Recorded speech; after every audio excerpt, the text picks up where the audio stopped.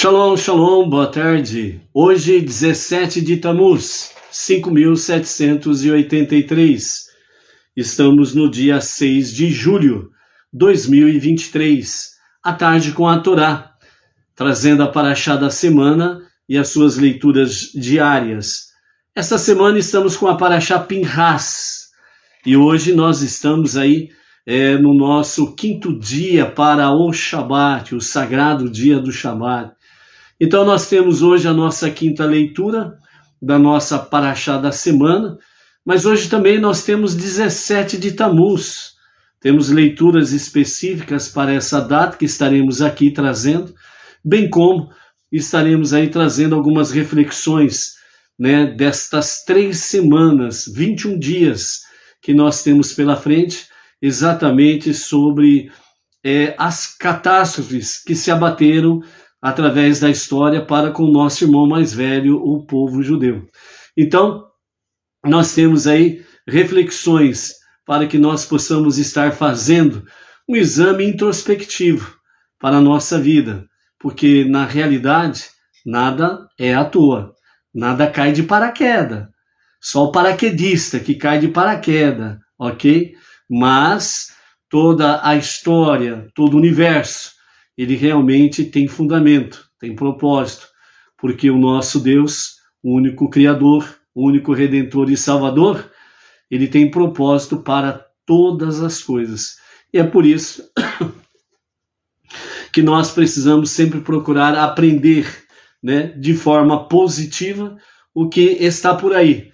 Mesmo quando nos é apresentado coisas negativas, há sim bons propósitos e coisas boas para se tirar, daquilo que está oculto dentro do mal, dentro do negativismo, dentro das forças negativas destruidoras. Por quê? Porque o bem sempre venceu o mal. Ele vence o mal e vencerá para todo sempre. Ou seja, na realidade, o que nós precisamos aprender é procurar olhar um pouco mais as coisas com os olhos de Deus. Nós estamos vendo nessa semana, por exemplo, sobre a questão de sonhar o sonho de Deus. E qual é o sonho de Deus? O sonho de Deus é exatamente o quê? Os dias de Mashiach. É exatamente o quê? A era messiânica. Por quê? Porque aí será estabelecido realmente este mundo como a moradia de Deus. É um trabalho que nós estamos fazendo e precisamos fazer no nosso dia a dia, ombro a ombro, junto com o nosso irmão mais velho, o povo judeu, o filho primogênito de Deus. Ok? Baruch Hashem. Louvamos a Hashem, que estamos aí com Antônio Márcio Braga Silva, o nosso querido emissário lá de Pádua, Rio de Janeiro, o nosso Morê, ali no Rio de Janeiro, e para as comunidades Meninoa, bem como aquele que está à frente do projeto Hassidos, onde traz aí ensinamentos, muito aprendizado. Então, por isso, vamos aí estarmos prestigiando os nossos emissários pelo Brasil afora, que estão empenhando aí um trabalho árduo, em trazer conhecimento, sabedoria, lições, aprendizado, para que a base da Torá, suas mitzvot, as 7 leis universais e as suas ramificações, com a sabedoria judaica, a sabedoria dos nossos mestres do Talmud, possamos cada vez mais estarmos aí, sem sombra de dúvidas, preparando o nosso povo, Benei Noach, para a redenção final, para que juntos com o nosso irmão mais velho, o povo judeu, possamos aí estarmos nos dias de Mashiach, na redenção final.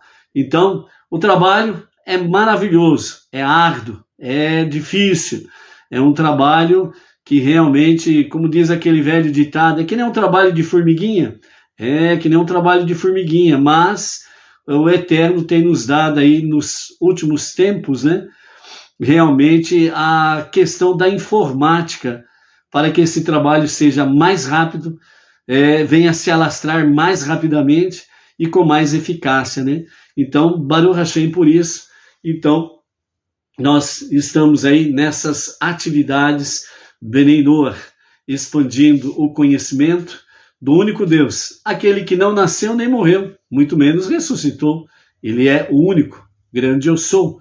Ele é o Criador de todas as coisas. Ele também é o único Redentor e o único Salvador, como diz, né, o profeta Isaías, né, lá principalmente capítulo 43, versos 9 a 11, né, e ali onde nos fala também que, de forma peculiar, ele escolheu o povo judeu para ser a sua testemunha entre as nações. E é por isso que hoje nós estamos aí, com o monoteísmo, com fundamento judaico e orientação rabínica, né? Com a nossa liderança, o nosso Rav Yaakov Gerenstadt, né? Que é a nossa liderança Benei Noach Brasil e algumas comunidades fora do Brasil também, ok? Então nós vamos ver a nossa aliá de hoje, a nossa quinta aliá de hoje, dentro da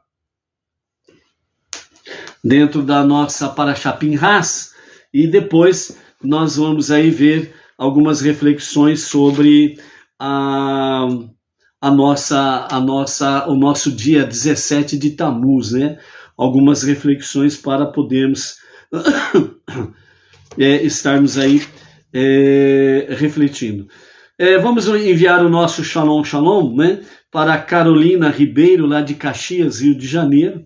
A Laís Anderson Furtado, de Sertãozinho, interior de São Paulo, região aqui de Ribeirão Preto também. Geraldo de Freitas Maulás, né, de Vitória, Espírito Santo. O Alexandre Chaliar Ben Avraham, de São Gonçalo, Rio de Janeiro. O Túlio Cunha, São Paulo, capital. Alan Kennedy Dixon, São Paulo, capital. O Lorival André de Teotônio Vilela, Alagoas. Carlito Guimarães Franca, de Vila Velha, Santa Catarina. A Sheila Paulac, da cidade de Tibagi, Paraná. O Jorge Joy, São Paulo, capital. O casal Alessandra e Ângelo, né, lá da cidade de Formiga, Minas Gerais. Também temos aí o casal Elias e Elaine Lopes, de Joinville, Santa Catarina. A Roseli Carvalho, de São Francisco do Sul, Santa Catarina também. A Meire Leandro, da cidade de Tailândia, lá no Pará. O Luiz Alexandre Mota, Rio de Janeiro. O Ildefonso Ignashevski, filho, de Curitiba, Paraná. A Sônia Maria, de Tangará da Serra, ok? Esqueci de anotar o estado, Tangará da Serra. Se alguém souber aí de onde que é Tangará da Serra, fala aí. Ok? Baruch Hashem. Estamos aí, a Roseli Carvalho, acabamos de falar aqui. A Inês Martins, aqui de Pirajuí, a nossa região. A Vani Ivonete, Recife, Pernambuco. O Roberto Andrade, de Paraguaçu Paulista, interior de São Paulo, Baruch Hashem, né? A Paula Nadler, né? Depois coloca aí, Paula, qual é a sua cidade aí para nós aí, por gentileza, né? Quem mais está conosco aí? Temos aí também, né? O Valdemir Rodrigues, Baruch Hashem. Quem mais? Deixa eu ver quem mais por aqui. Baruch Hashem. O Roberto Andrade, né, de Paraguaçu Paulista, falamos aqui, Baruch Hashem, né? Então, à medida que vai aparecendo, aí vamos dando um shalom aí. A Chesca Matos e família, da cidade de Eusébio, lá no Ceará. O Felipe Costa Benei Noach Oliveira, se eu não me engano, o Felipe acho que é de Manaus, se eu não me engano, né? Vamos ver se eu não troquei ele de endereço aí. A Miriam Barros, de Brasília, Distrito Federal, Baruch Hashem, né? Ok, vamos lá.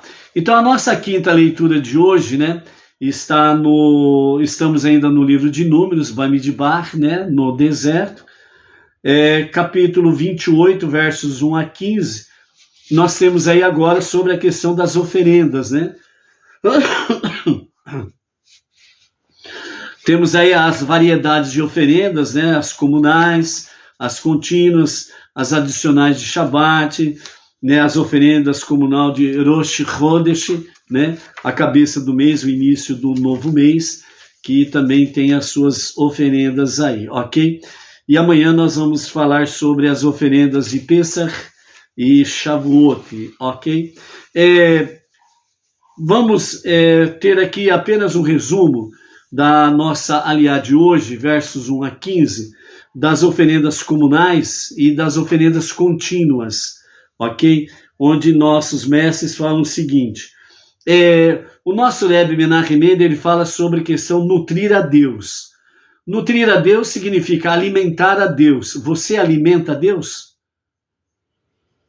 Você pode responder dizendo não, mas você alimenta a Deus.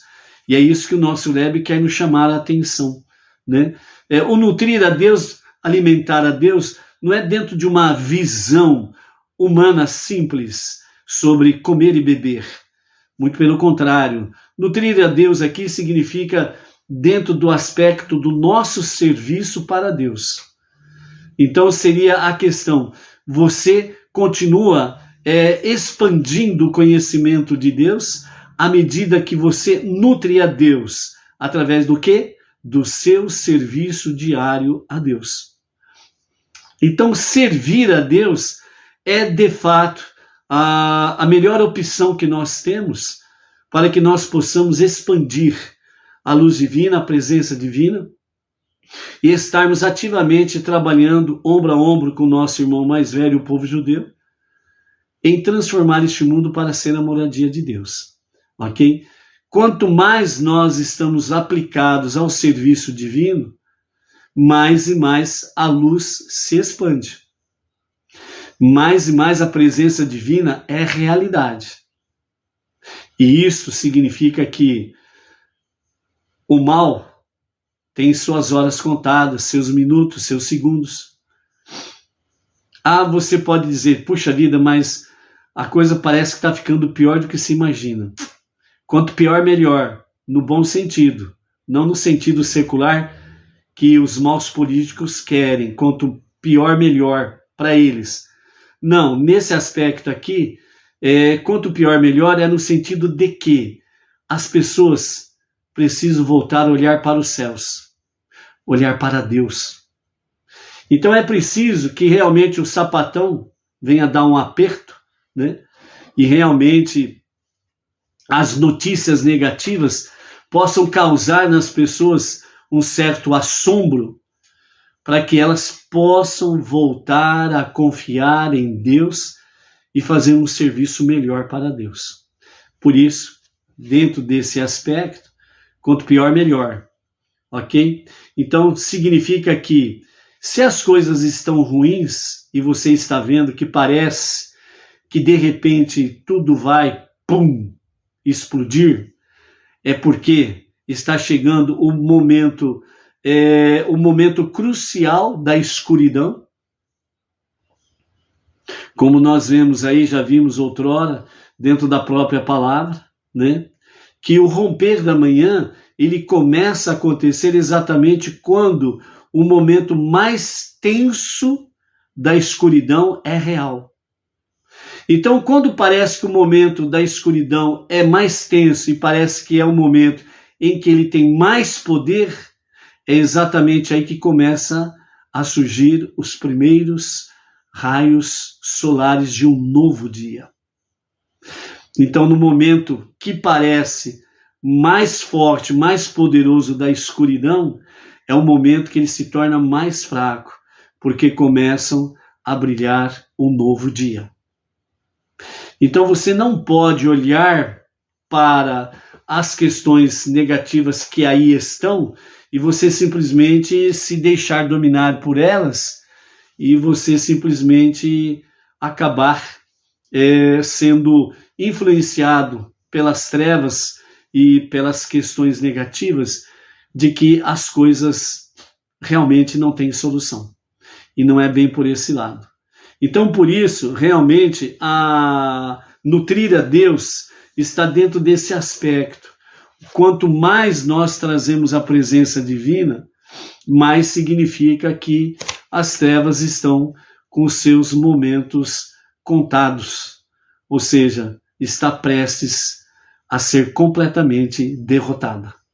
Então, não tenha medo da escuridão. Não se apavore diante das trevas.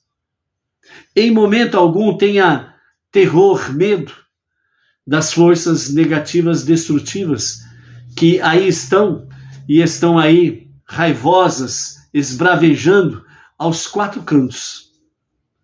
É porque ele sabe que os seus momentos finais chegaram.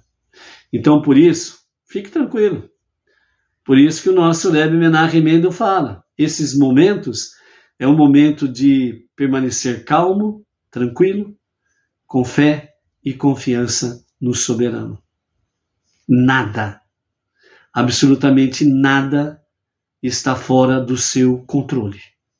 Mesmo o mal está sob o controle divino. Mesmo os perversos estão sob o controle divino. Eles têm um limite para chegar. E além desse limite, eles não passam. Então, fé e confiança, emuná e bitachon. E as coisas estão e irão continuar acontecendo segundo o plano divino. Ok? Então, por isso, a nossa quinta aliá, ela nos fala do verso, no capítulo 28, versos 1 e 2, sobre as oferendas comunais, e depois do verso 3 ao verso 8, as oferendas contínuas, ok? Então, os nossos mestres dizem que Deus descreve os sacrifícios diários como minha comida, uma questão metafórica, ok? Veja bem aí, Deus falou a Moshe dizendo, ordene aos filhos de Israel, diga a eles, vocês deverão ser cuidadosos em me oferecer uma oferenda comunal em seu tempo apropriado, inclusive a minha oferenda e as partes dos animais queimados no altar como meu alimento para meus fogos, um aroma agradável para mim. Né? Então aqui nós vemos Deus falando meus alimentos. E as nossas oferendas contínuas, que nós estamos fazendo reflexões aqui, bem como as oferendas ocasionais, que estão dentro do aspecto Shabbat, Rosh Chodesh, né? E outras épocas específicas ou datas específicas, etc. e tal, nós temos aí essas ocasiões, né? Especiais ou de data marcada, né? O Shabbat semanal, o Rosh Chodesh mensal, né? E as demais atividades de oferendas que eram feitas no Mishkan, o tabernáculo no deserto, e depois o Beit HaMikdash, o templo em Jerusalém. Então, por isso, minha comida, que é uma metáfora, sugere que os sacrifícios de fato sustentavam o Todo-Poderoso, por assim dizer, entre aspas, ok? Portanto, como as orações foram instituídas como uma compensação direta pela ausência dos sacrifícios, como nos falam os nossos mestres em Brahot 26b, ocorre que cada uma de nossas preces diárias é de enorme significado para Deus, a ponto de ele as descrever como seu próprio sustento, ou seja, minha comida, como está registrado em Likutei Sirot, volume 13, páginas 103 e 104, ok? Que traz para nós os nossos mestres, o nosso Rebbe Menachem Mendel. O que nós temos aqui diante desta realidade? Que as nossas oferendas comunais, que são comuns, isso significa diárias, por isso que elas são comuns, são diárias, todo dia. Por isso que as nossas preces substituem os sacrifícios do Beit HaMikdash. depois da destruição no ano 69 da nossa era comum. Então nós não podemos, entre aspas, né, deixar de nutrir a Deus. Ou seja, nós não podemos deixar de fazer as nossas preces. Porque quanto mais nós fazemos as nossas preces, mais a presença divina é real no nosso mundo. Em nossas vidas, em nossa família, em nossas comunidades, em nossas localidades e por aí afora vai. Por isso, quando escrito está que uma pequena chama, ela dissipa muitas trevas, imagine então quando inúmeras chamas estão acesas. Quantas milhares de trevas que se dissipam? As nossas preces é realmente aquilo que os nossos mestres falam, sustenta o mundo, assim como os sacrifícios antigamente sustentavam o mundo. E assim as nossas preces sustentam o mundo. O mundo não vai acabar porque ainda tem gente que estão fazendo as suas preces diárias baseada na Torá e nas 7 leis de Noé. Então o mundo não vai acabar como dizem por aí afora, vai, né? Que não tem mais jeito, é só jogar uma bela de uma bomba nuclear aqui, ali e acolá e começar tudo de novo, negativo. As nossas preces são mais poderosas do que qualquer arma nuclear ou qualquer outro tipo de armamento bélico que possa existir por aí afora, vai.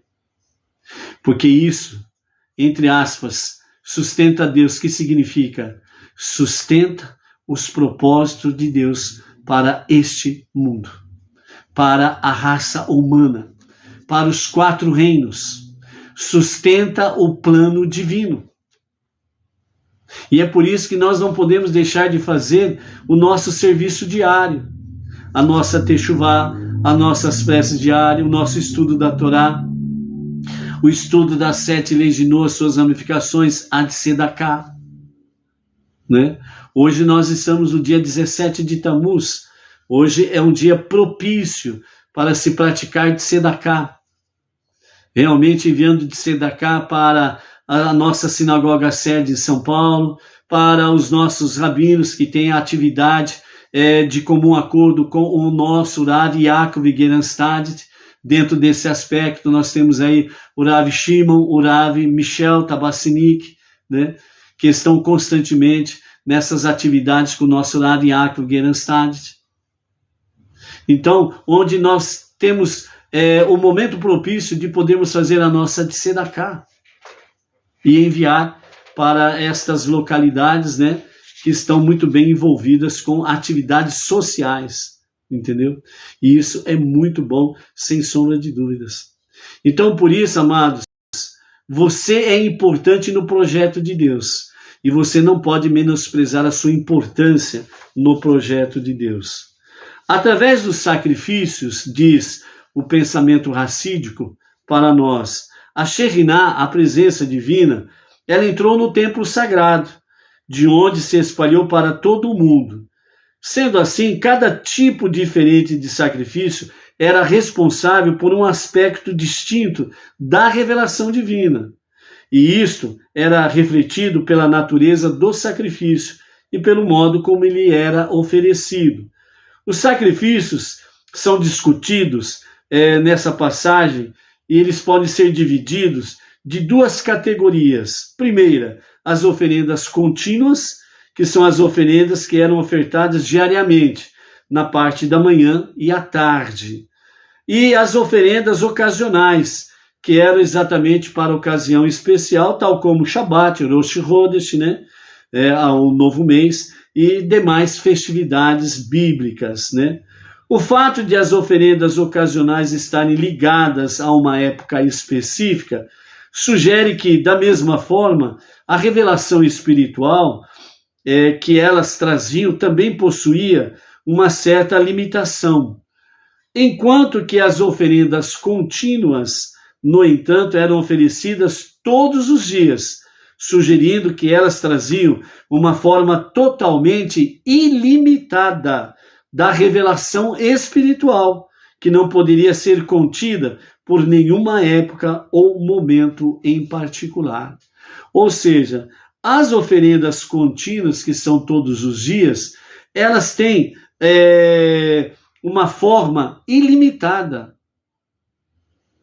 Ou seja, é o nosso serviço diário, que é um serviço ilimitado, ou, portanto, ele é um serviço infinito, porque ele é contínuo e faz com que realmente o mundo tenha vida, que o mundo seja sustentado e o plano divino ele possa ser colocado em execução nos nossos dias, para qualquer momento e a qualquer momento mesmo, com a revelação do justo Mashiach para a redenção final.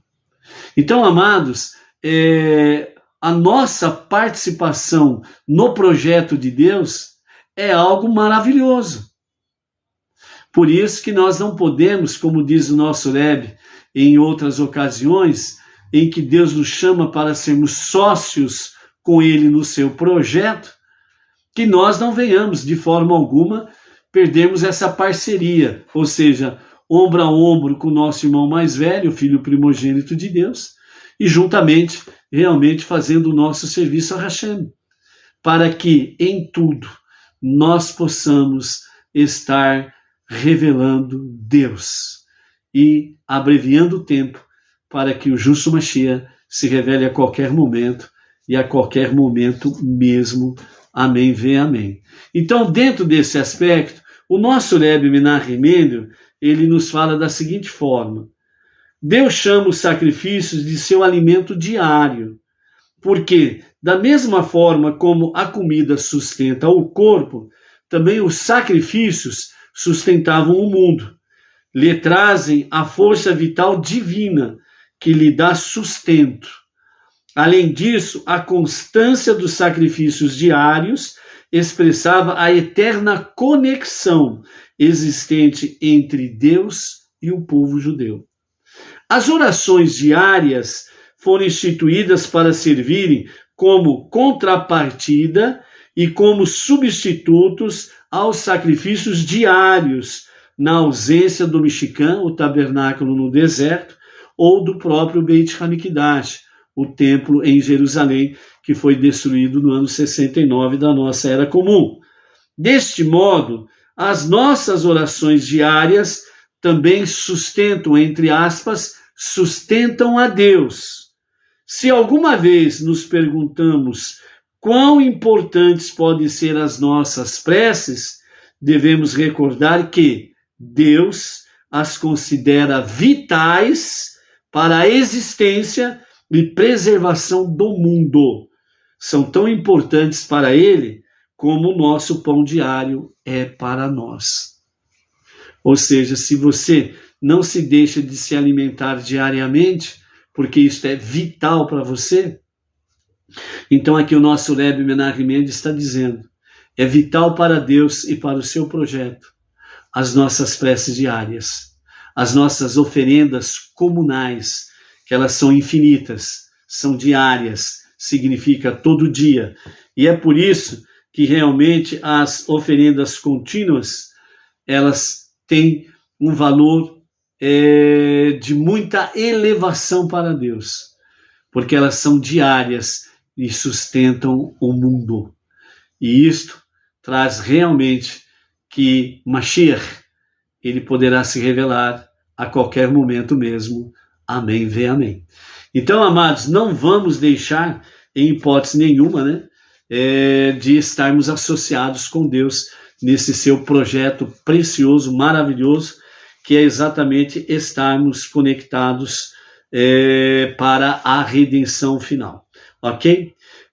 Estamos no dia 17 de Tammuz e, portanto, é o início de 3 semanas que nós vamos ter pela frente para até Tisha B'Av, o 9º dia do mês Av, onde aconteceu a destruição dos 2 templos, dos 2 primeiros templos.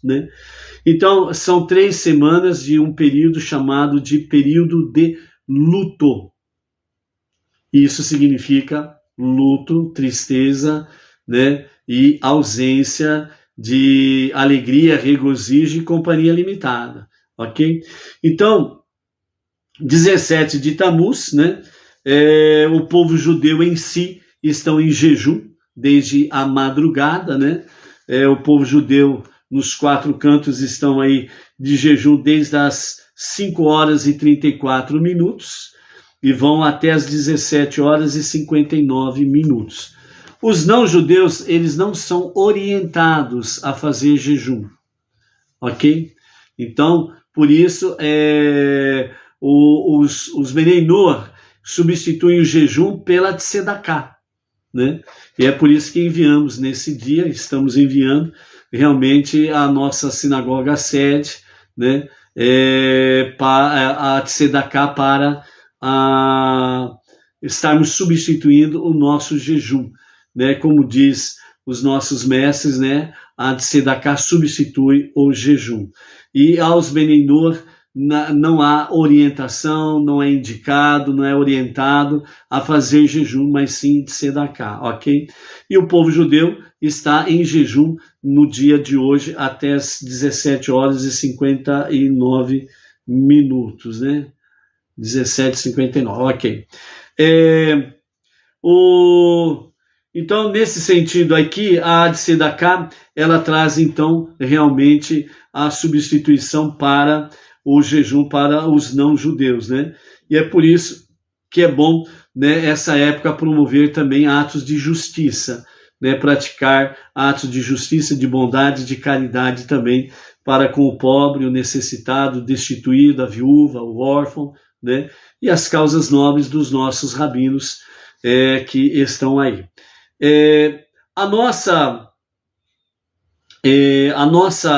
As nossas leituras especiais para hoje, para essa data, ela está no livro de Shemot, livro de Êxodo, né? Então nós temos aí no capítulo 32, vamos aqui no capítulo 32, versos 11 a 14, né? Que está aí. E Moisés rogou as faces do Eterno, seu Deus, e disse: Por que, Eterno, se acenderá o teu furor contra teu povo, que tiraste da terra do Egito com grande força e com mão forte? Porque hão de falar os egípcios, dizendo: Para mal os tirou, para matá-los nos montes e para os consumir de sobre a superfície da terra? Volta-te do furor da tua ira e muda o pensamento de fazer mal a teu povo. Recorda a Abraham, Itsaque e a Jacob e Israel, a quem juraste por ti e falaste: multiplicarei vossa descendência como as estrelas do céu, e toda a terra que eu disse, darei a vossa descendência e herdarão para sempre. E o Eterno arrependeu-se do mal que falou em fazer ao seu povo, né? Os salmos, né, que nós temos aí, os salmos de hoje, né?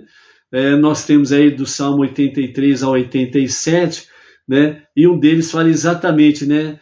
Até quando o teu furor permanecerá, né? Então, por isso, né?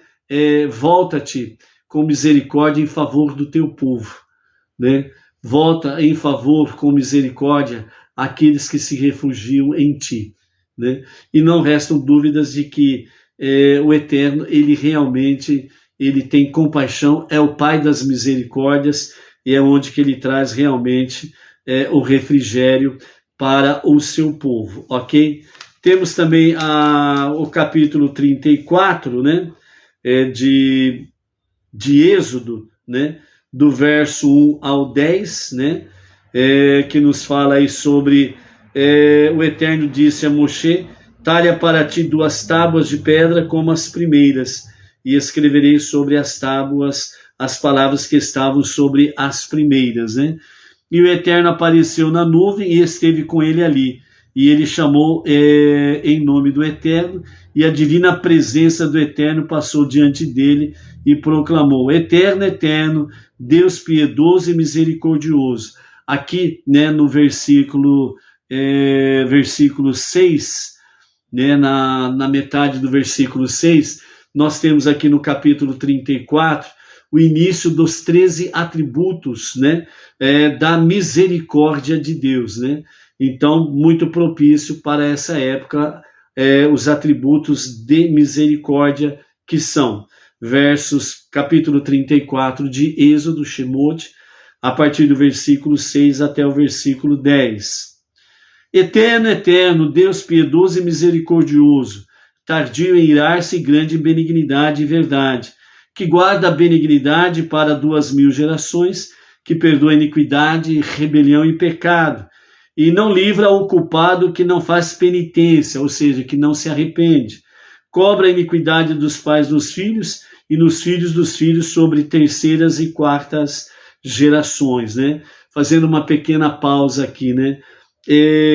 Não é que os filhos carregam os pecados dos pais, mas aqui o que quer dizer que ele cobra a iniquidade dos pais nos filhos e nos filhos dos filhos até terceiras e quartas gerações. Significa que se os filhos até a terceira e quarta geração eles continuarem na mesma rebeldia, nos mesmos pecados dos seus pais, então eles vão também sofrer as consequências dos seus pecados, né? Que vem através dos seus pais. Ou seja, eles continuam fazendo aquilo que é mal aos olhos de Deus, que os seus pais fizeram.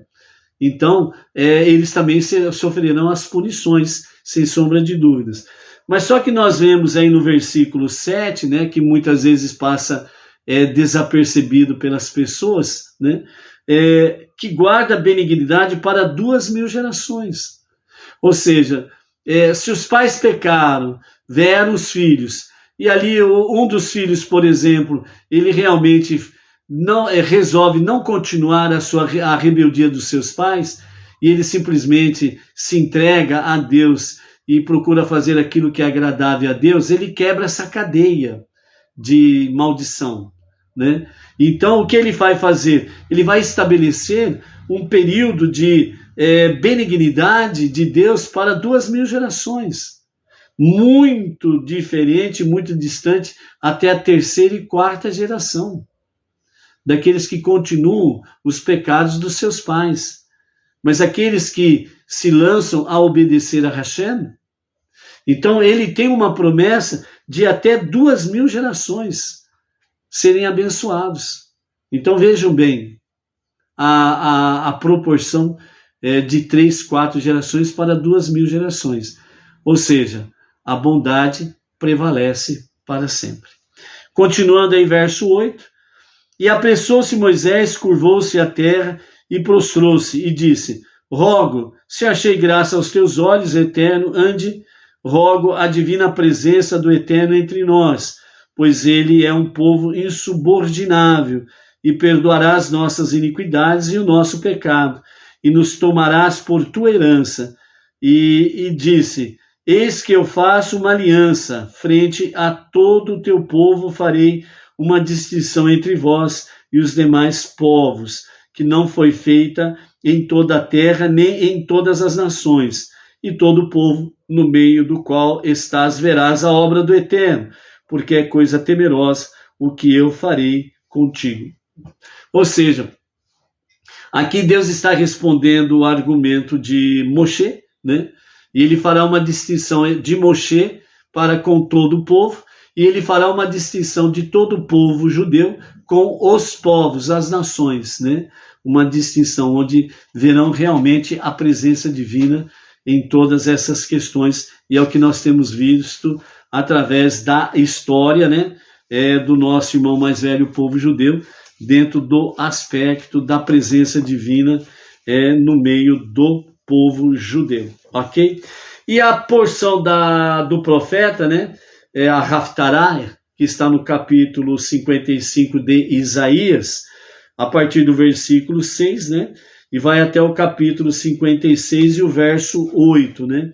Então nós temos aí: buscai o Eterno no melhor momento para encontrá-lo, clamai por ele quando perto de vós está. Abandone o perverso seu caminho e o iníquo seus pensamentos. Voltai para o Eterno e ele se compadecerá, e para o nosso Deus, porque ele é magnânimo em seu perdão, pois os meus pensamentos não são iguais aos vossos, e nem meus caminhos são os que trilhais, diz o Eterno. Assim como muito acima da terra estão os céus, meus caminhos são mais elevados que os vossos, e os meus pensamentos muito mais profundos que os vossos pensamentos, né?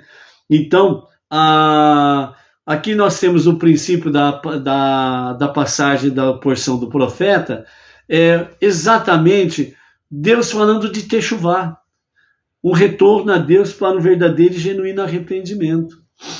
Nós vimos esses dias atrás sobre os filhos de Corah, que só deles pensarem nos seus corações em Techuvá, né, um retorno a Deus para um genuíno e verdadeiro arrependimento, eles foram preservados de serem consumidos no Guerrinom. E foi separado uma parte para que eles pudessem ficar mais em segurança, não serem consumidos pelo abismo do Guerrinom, certo? Mas tiveram a sua punição por um prazo de tempo, até que a geração do deserto pereceu.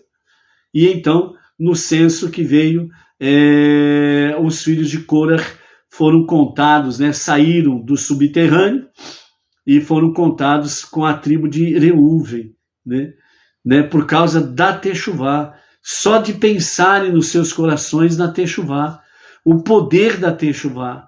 Então é isso que nos fala, tanto lá em Shemot, né, em Êxodo, que acabamos de ler, como nós estamos vendo aqui na porção do profeta.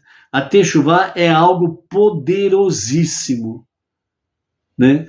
Move totalmente a ira de Deus para a sua bondade, para a Hesed, para os seus atos de misericórdia, ok?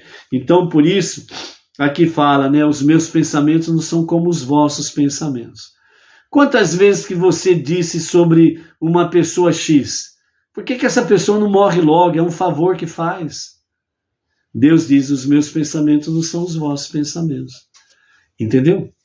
É isso daí. Temos aí também, na continuidade, né, do capítulo 55, né, também a palavra que de mim emanar pela boca dos profetas não retornará para mim vazia, mas efetuará o que me aprouve e prosperará naquilo para que enviei. Pois com alegria saireis do cativeiro e em paz havereis de chegar. Os montes e outeiros prorromperão em cânticos ante vós, e todas as árvores do campo, né, aplaudirão. Em lugar do espinheiro, que simboliza o malévolo, nascerá o cipreste, que significa o justo, né?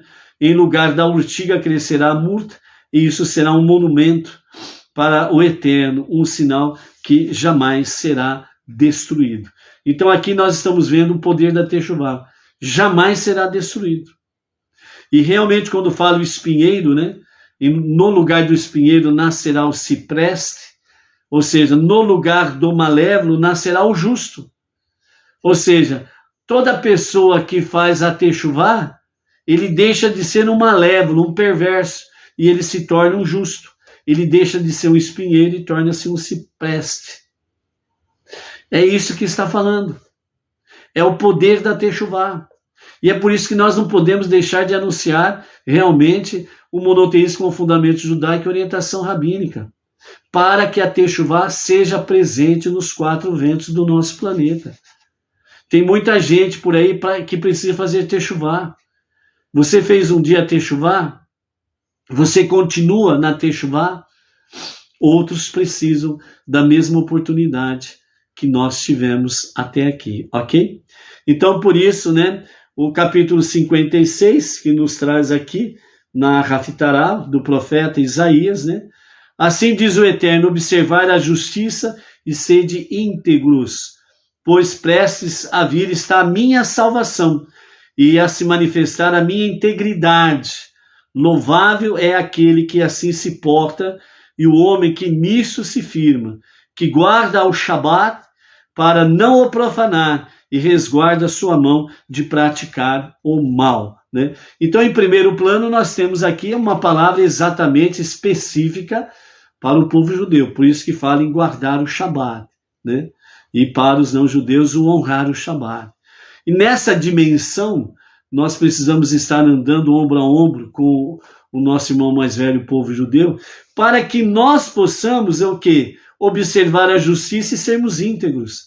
As 7 leis universais, as 7 leis de Noé e as suas ramificações, elas nos ajudam a somar com o nosso irmão mais velho, o povo judeu, para que seja estabelecido na terra a justiça, a integridade.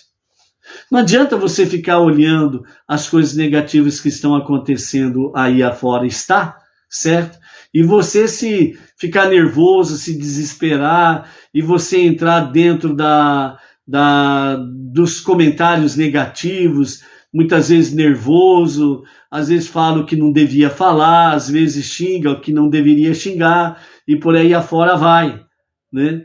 E a nossa ação e a nossa relação é com a justiça e sermos íntegros naquilo que nós precisamos fazer. É assim que nós quebramos as amarras do mal.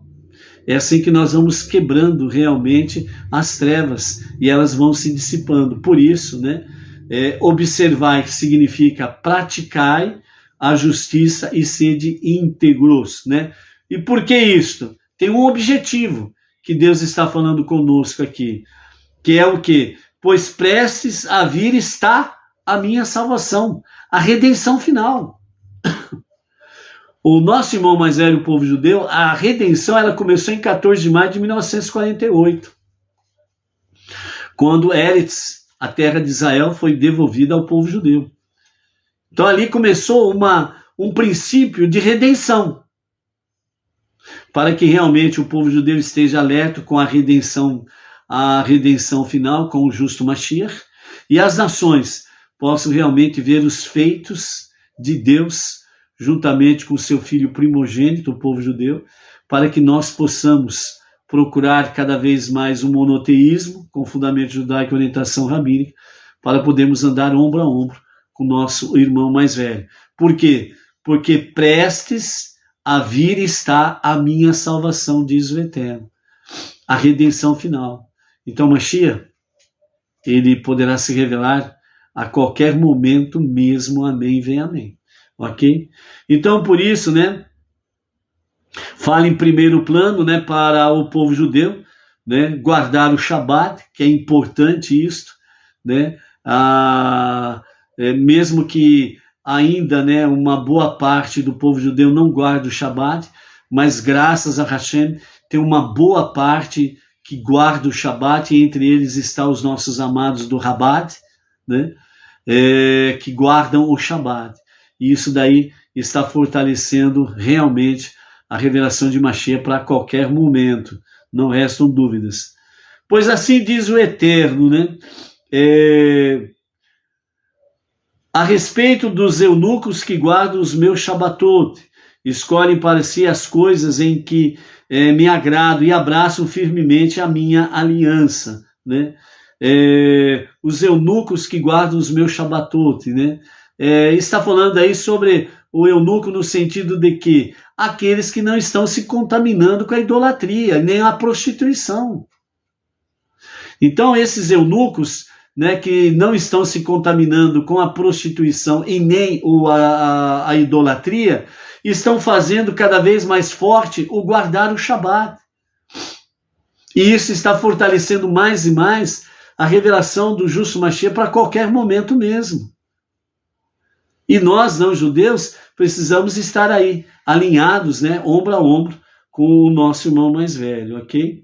Então, também farei para os estrangeiros que se unem ao Eterno, para o servirem e para amarem seu nome, né, o nome do Eterno, sendo deste modo seus servos, e meus sábados guardarem para não o profanarem, e verdadeiramente abraçarem a minha aliança.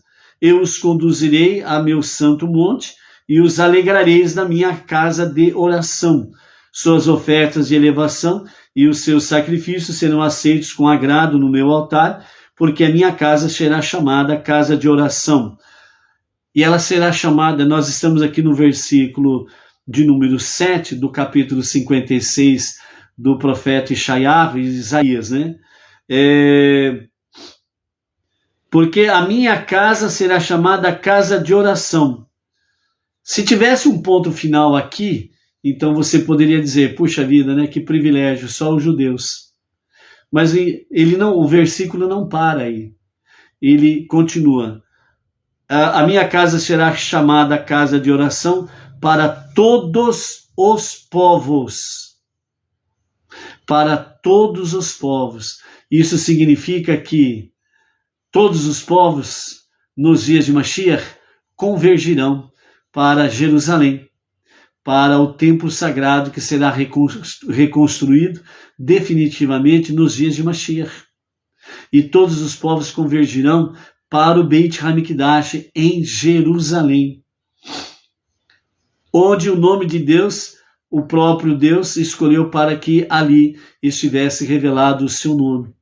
É o portal da dimensão espiritual e celestial para estar aí, sem sombra de dúvidas, para que o mundo possa ser sustentado. Entendeu? Então, por isso, a minha casa será chamada casa de oração para todos os povos. O eterno Deus que congrega os dispersos de Israel diz, ainda aos vossos... o eterno Deus que congrega os dispersos de Israel diz, ainda aos vossos que reunirei, ajuntarei outros povos. Ou seja, aqui na parte final do versículo 10, né? Aliás, do versículo 8 de Isaías 56, capítulo 56. Então, mais uma vez aqui, o Eterno falando pela boca do profeta está dizendo que ele reunirá os dispersos do povo judeu, ou seja, eles sairão das nações e convergirão para Israel, certo? Estamos falando da redenção final com Mashiach.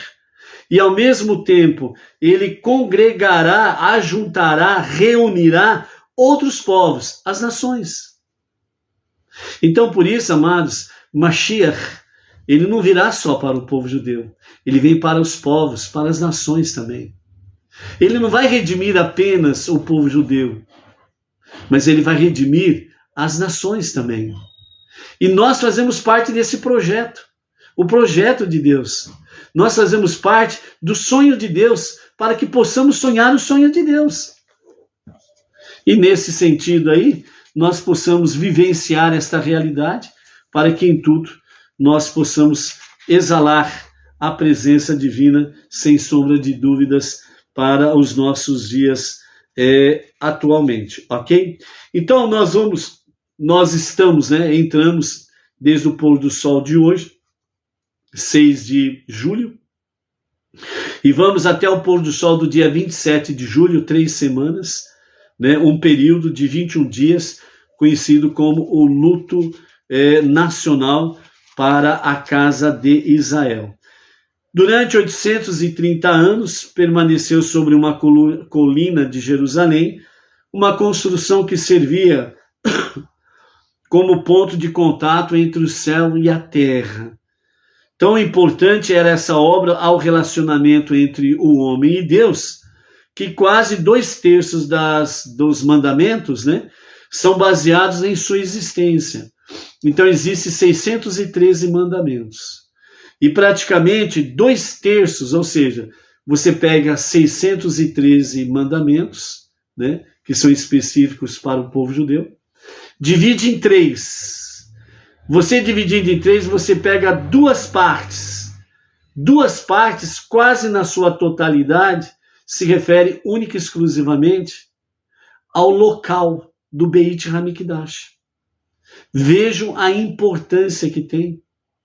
Então, por isso, enquanto o templo não voltar a existir, com a construção do terceiro e definitivo templo, não é possível cumprir, de fato, os 613 mandamentos do povo judeu. O povo judeu que vai cumprir os 613 mandamentos nos dias de Mashiach. As nações estarão vivenciando as 7 leis de Noah.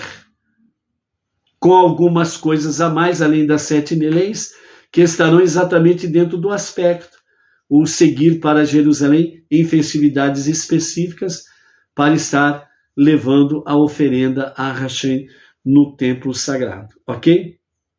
Então, por isso, né, a sua destruição é considerada como a maior tragédia da história do nosso povo, o nosso irmão judeu, né? E sua reconstrução irá assinalar a suprema redenção, a restauração de harmonia dentro da própria criação de Deus, entre Deus e a sua criação, os 4 reinos, né? Entre eles o povo judeu e as nações. As 3 semanas do nosso ano aqui, né, 17 de Tammuz, a partir de hoje, até o dia 9 de Ave, são designadas como um tempo de luto pela destruição dos 2 templos.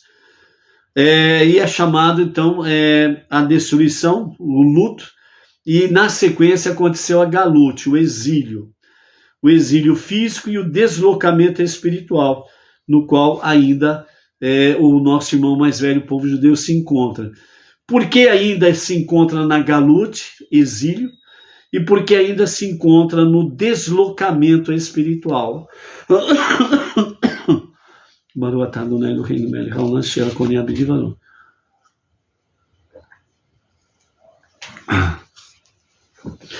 Quanto a Galut, o que acontece? Acontece que, enquanto houver um judeu fora da terra de Israel, é Galut, é exílio. Ponto. O deslocamento espiritual, como que nós vemos o deslocamento espiritual? O Beit HaMikdash, que só tem um muro, conhecido como Kotel, né? O muro ocidental, que está ali.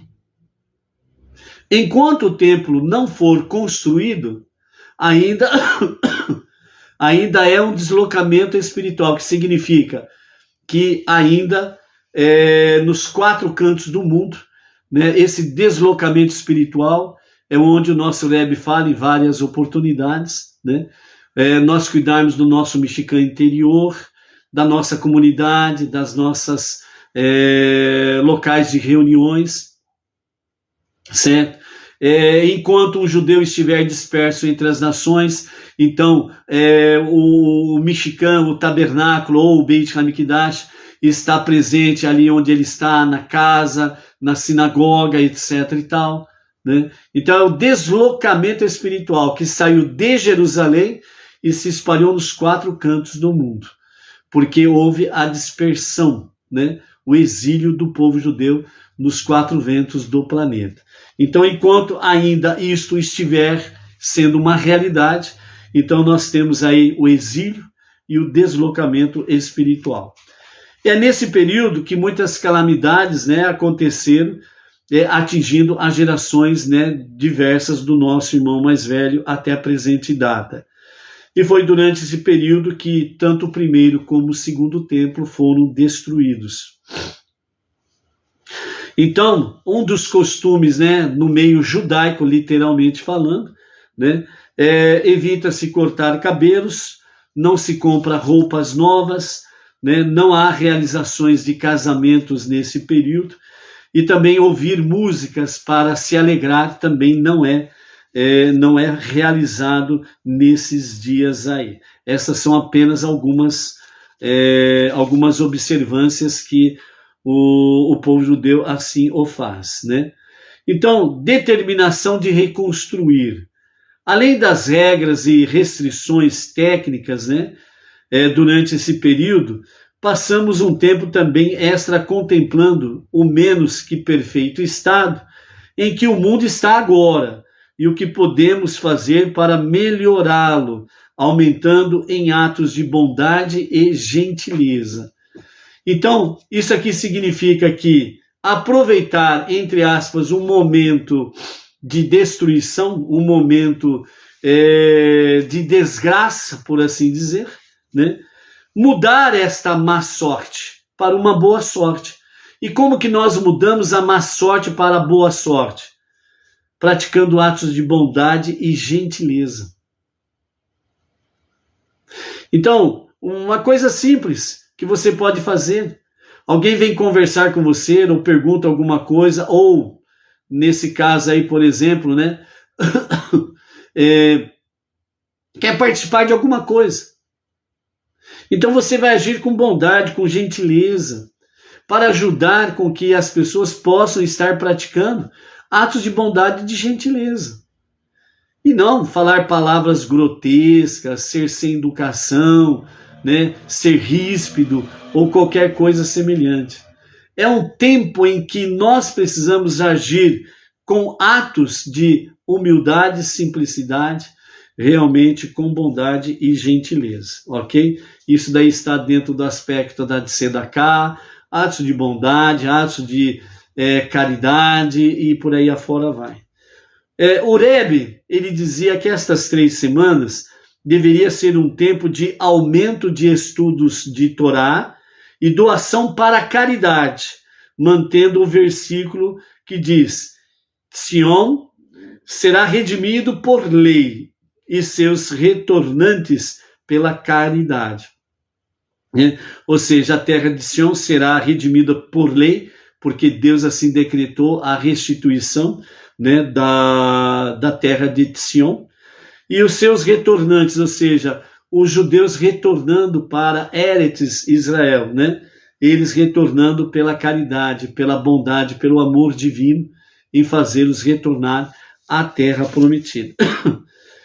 Particularmente, o Rebbe dizia também que muitas e muitas vezes o estudo daquelas porções da Torá que tratam da construção do templo sagrado também é muito importante para esta época, né?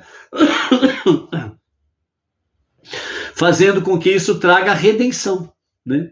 Realmente, tirando os tempos desagradáveis, destrutivos, para tempos de construção e felicidade, né? O Rebbe baseava o seu pedido num diálogo citado no Midrash, que transpirou após Deus dizer ao profeta Ezequiel, onde ele disse lá nos capítulos 40 a 42, para instruir o povo judeu, então exilado, sobre as medidas e o projeto do terceiro templo.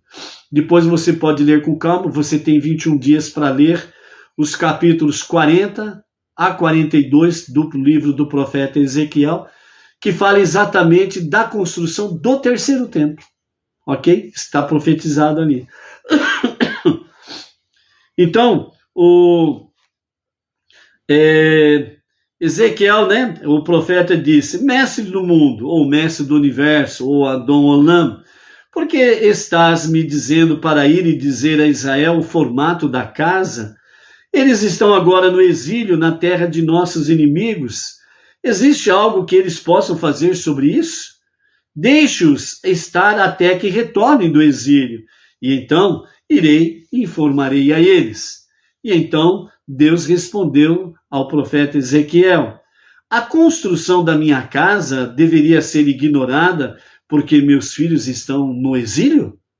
O estudo do projeto do templo sagrado, como é detalhado na Torá, pode ser levado à sua verdadeira construção. Vá e diga a eles para estudarem o formato do templo sagrado. Como recompensa pelo seu estudo e sua ocupação com isso, vou considerar como se eles tivessem realmente construído o templo sagrado. É a nossa geração em particular que está à beira da redenção, que deve estudar estas leis com a percepção de que essas leis serão bem práticas no futuro iminente, a qualquer momento, e a qualquer momento mesmo, com a revelação do justo Mashiach. Amém, amém. Então, amados, essa palavra do Rebbe vem trazer para nós exatamente isto. Que o tempo é propício para podermos estar estudando a Torá, e principalmente no que concerne à questão do templo, a construção do templo, porque isso redime o tempo, abrevia as estações, e Mashiach se revele a qualquer momento, e a qualquer momento mesmo. Amém, amém. Com a graça de Hashem, amanhã vamos retornar e continuarmos a refletir sobre os ensinamentos, né, das 3 semanas de luto, o aprendizado e aquilo que nós podemos fazer como Benei Noach entre as nações, trazer cada vez mais atos de bondade, atos de caridade, atos de gentileza, atos que venham realmente fazer com que as cadeias, as prisões, as trevas, a escuridão caiam por terra momento a momento e nós possamos participar da redenção final junto com o nosso irmão mais velho, o povo judeu. Viva o sonho de Deus e cumpra a sua missão. Mashiach, a qualquer momento mesmo. Amém. Amém. Shalom, shalom. Até amanhã.